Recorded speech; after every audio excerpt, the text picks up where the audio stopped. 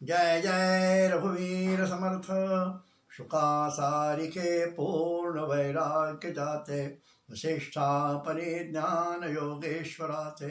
कवि वाल्मीका सारिका मान्य ऐसा, नमस्कार मादा सद्गुरु रामदासा। जय जय रघुवीर समर्थ, जय जय रघुवीर समर्थ। सभी आदरणीय श्रोताओं को मेरा विनम्र अभिवादन, नमस्कार। आज मंगलवार 1 दिसंबर। आज का विषय है मौन साधना। साधक के जीवन में मौन का बहुत महत्व होता है, या यूँ कहे कि मौन साधना जो है यह अध्यात्म की आत्मा होती है। जो मौन रहता है उसका मन शांत रहता है, चित्त स्थिर रहता है। इसलिए साधक के लिए मौन बहुत आवश्यक है। कई साधु संत लंबे समय तक मौन धारण करते हैं। मौन धारण करने से शरीर में शक्ति का संचय होता है।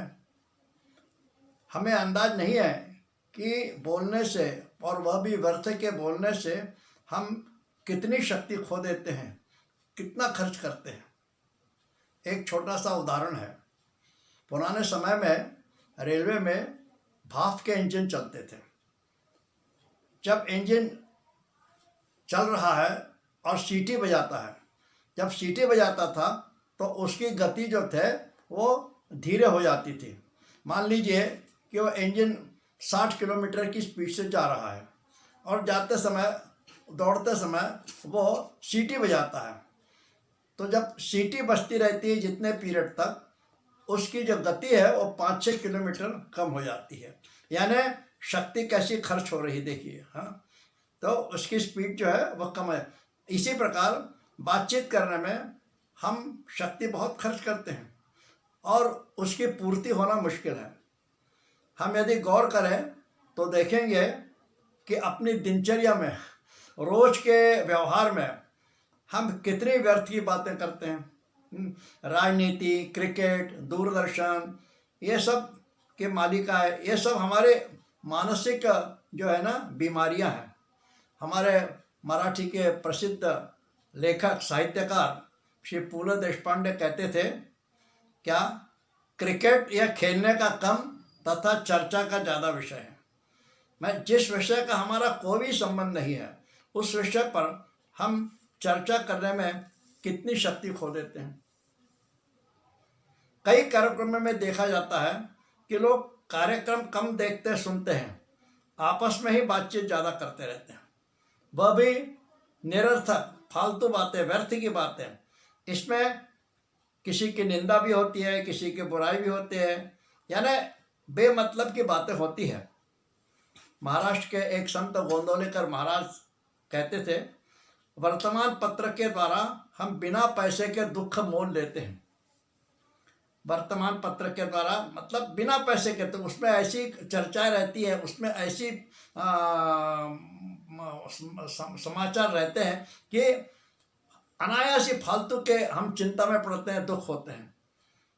अब देखिए, पुराने ज़माने में रामायण में रावण सीता का अपहरण करता है। यह खबर अयोध्या वासियों को रावण वध के पश्चात मालूम हुई। अब तो थोड़ी सी बात कहीं हुई तो वह ब्रेकिंग न्यूज़ के शीर्षक में के साथ टीवी पर आ जाती है। इस प्रकार हम समय और शक्ति व्यर्थ में खर्च करते हैं। खर्च किया हुआ पैसा फिर से प्राप्त किया जा सकता है, लेकिन बिना काम की बातचीत में खोया हुआ समय फिर से प्राप्त नहीं किया जा सकता है। अभी परसों रविवार को नई दुनिया पत्र में एक लेख छपा था। शीर्षक था, ताकत खामोशी की। अनायास मुझे लगा कि जो मैंने आज विषय चुना है उस विषय से संबंधित यह लेख है।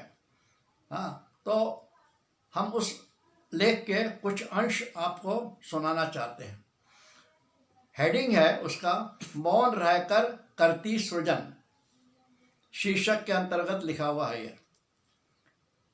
महिला के चुप रहने का मतलब यह नहीं है कि इनसे किसी ने बोलने का अधिकार छीना है, बल्कि बिना शोर किए अपने फैसलों के साथ आगे बढ़ते रहना ही महिलाओं की प्रकृति है। धैर्य इनका विलक्षण गुण है।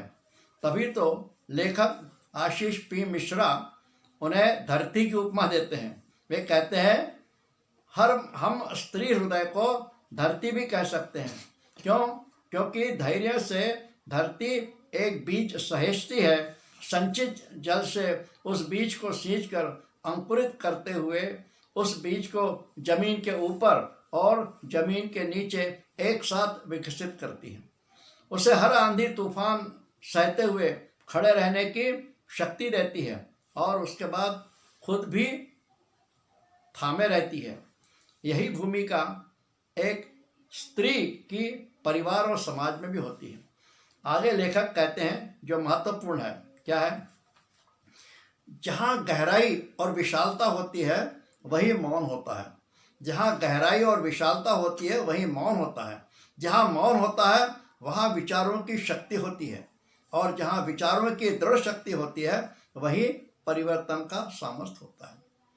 मतलब यह कि मौन से हमारे विचारों में, चिंतन में शक्ति आती है और उसी से साधक की साधना फलीभूत होती है। मौन को ठीक से समझने की कोशिश होनी चाहिए। साधारणतः मौन यानी क्या समझा जाता है? मुंह से न बोलना, यही समझा जाता है। मैं भी अपने जीवन के बारे में बताना चाहता हूँ कि मैंने भी कभी कभी मौन साधना की है। क्या किया कि किसी दिन 24 घंटे का मैंने मौन रखा। अब 24 घंटे का मौन रखा, सोमवार को मौन रखा, श्रावणी सोमवार को मौन रखा, हाँ, भोजन करते समय मैं मौन रखा, ये सब मौन रखता था मैं। लेकिन सिर्फ मुंह से नहीं बोलता था, लेकिन बाकी इशारे चलते थे। हाँ, तो इशारों से काम चलता रहता था। तो आगे वो क्या कहते हैं, मौन धारण करने वाले बहुत से लोग हाथों से इशारा करते हैं या कागज पर लिख देते हैं। तो कहने का मतलब यह है, यह वास्तविक मौन साधना नहीं है। मनुष्य सिर्फ जीभ या मुंह से नहीं बोलता, बल्कि आंखों से, चेहरे से, चाल से बोलता है। मौन में यह सब बंद होना चाहिए। मौन अर्थात हमारे 10 इंद्रियों की शांति। सारे इंद्रिय शांत रहने को ही मौन कहते हैं। मौन यानी नो रिएक्शन। मौन यानी बोलने की इच्छा समाप्त। एक 60 वर्षीय वृद्ध जय कृष्णमूर्ति के पास आए और कहने लगे, मैं अब सेवानिवृत्त हो गया हूँ, अब मैं घर में कैसे रहूँ? तब कृष्णमूर्ति ने जवाब दिया, वो कहते हैं, live at home like a dead person. Live at home like a dead person, यानी घर में कुछ हो रहा है इसका तनिक भी भास नहीं होना चाहिए। मनुष्य जीभ से यानी मुंह से 30% बोलता है, लेकिन चेहरे से 70% बोलता है। अरे मनुष्य की आंख बहुत कुछ बोलती है, उसकी चाल बहुत कुछ बोलती है, उसके हाथ पाँव, ये सारे चेहरे जो है उसके बोलने के इशारे हैं, बोल ही रहते हैं। मौन कैसा होना चाहिए, मौन की साधना कैसी है? भगवान महावीर का एक उदाहरण है। भगवान महावीर एक वृक्ष के नीचे मौन धारण किए बैठे थे। उनकी आंखें खुली थी और ध्यान लगा था मौन का। एक किसान उनके पास आया, वो कहता है साधु से, महावीर जी से, बाबा मैं यह अपना बैल या खूंटी से बांध के रख रहा हूँ, जरा आप देखना, मैं आधे घंटे में आता हूँ। ऐसा कहकर उस किसान चला गया और अपना बैल बांध के वहाँ चला गया। ये महावीर जो हैं वो मौन साधना में रखे, उनकी आंखें खुली हुई हैं, मौन साधना कर रहे हैं। उतने में क्या होता है, थोड़ी देर में एक आदमी आता है और वो बैल को खोल के ले जाता है। अब बैल चला गया, महावीर जी वैसे ही बैठे हैं। उसके बाद वो किसान आता है आधे घंटे बाद। किसान आता है, उसका वो देखता है कि मेरा बैल कहाँ चला गया। वो पूछता है कि अरे मैंने कहा था ना, मैं बैल बांध के जा रहा हूँ, इसको देखना, ख्याल रखना, कहाँ गया मेरा बैल? अब महावीर जी चुप, उनका कुछ, उसका कोई रिएक्शन नहीं। उनके चेहरे पर कोई रिएक्शन नहीं, सब मौन ऐसे बैठे हुए हैं सब। और वो किसान सोचता है ये साधु ढोंगी लगता है, बदमाश है, लुच्चा है, ये कुछ तो इसलिए वो किसान उनको मारता भी है, लेकिन फिर भी वो उनकी कोई प्रतिक्रिया नहीं, कुछ नहीं, वो बैठे हैं सिर्फ मौन में। यानी भगवान ने कोई जवाब नहीं दिया। सोचने लगा वो कि यह कोई दुच्चा बदमाश है। यह तो मतलब यह है कि यह सच्चा मौन है। मौन्य मुद्रा इसे कहते हैं। साधक जब मौन धारण करता है ना, तब वह परमात्मा से एक रूप हो जाता है। इसी को मौन कहते हैं, क्योंकि उस समय उसकी इंद्रियां जो हैं वो सारी शांत रहती हैं। एकांत में मौन साधना थोड़ी सरल होती है, जो कि समाज में रहकर संभव नहीं है। हम अकेले एक कमरे में बैठे हैं तो वास्तव में स्वभावतः कि हम किसी से बोलेंगे, बोल नहीं सकते, बोलेंगे नहीं, चुपचाप बैठे रहेंगे। लेकिन जब चार लोगों के बीच में समाज में रहते हैं तब हम बोलते रहते हैं। उस समय समाज में रहकर मौन रहना बहुत कठिन काम है। इसलिए मौन साधना के लिए साधक एकांत में ऐसे स्थान पर रहना चाहिए जहाँ पूर्ण शांति हो। अशांत अवस्था को छोड़ना चाहिए, क्योंकि मौन साधना के लिए यह सबसे बड़ा रोड़ा होता है। मौन साधना करने वाले साधक ने यह बात मन में पक्की करनी चाहिए कि हम संसार में परमात्मा के सिवा कोई भी अपना हित करने वाला नहीं है। सभी में थोड़ा ना थोड़ा स्वार्थ होता है। इसलिए उस परमात्मा के लिए थोड़ा तो समय जरूर देना चाहिए, भले ही 5-10 मिनट हो, लेकिन उस 5-10 मिनट में सिर्फ अपने परमात्मा का ध्यान होना चाहिए, बाकी सब मौन। कुछ लोग तो पूजा करते समय भी मोबाइल साथ लेकर बैठते हैं। परमात्मा से अधिक महत्व का क्या हो सकता है। 5-10 मिनट तो शांत रहना चाहिए, सब कुछ छोड़कर सिर्फ परमात्मा की साधना मौन रहकर करना। जिस साधक को मोक्ष प्राप्त करना है, मुक्त होना है, उसे तो मौन को स्वीकारना ही होगा। मौन साधना का कोई पर्याय नहीं है। मौन साधना कठिन अवश्य है, लेकिन असंभव भी नहीं है।